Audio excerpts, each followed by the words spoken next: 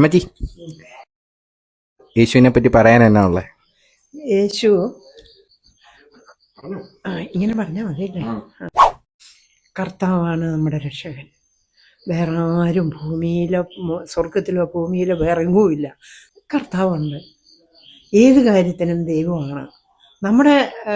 നമുക്കുള്ള ആവശ്യങ്ങൾ നടത്തി തന്ന് നമുക്ക് വേണ്ടുന്ന ആവശ്യങ്ങളുടെ മുഖത്തെല്ലാം പ്രവർത്തിച്ച് എല്ലാം ചെയ്യുന്ന ദൈവമുണ്ട്. ഈ വിഷമിക്കുന്ന ഓരോരോ സാഹചര്യങ്ങളൊക്കെ വരുമ്പോൾ പിന്നെ നമുക്ക് വിഷമങ്ങളൊക്കെ ഉണ്ടാകും. കർത്താവായ യേശു ക്രിസ്തുവിൽ വിശ്വസിക്കുകയാണ് വേണ്ടത്.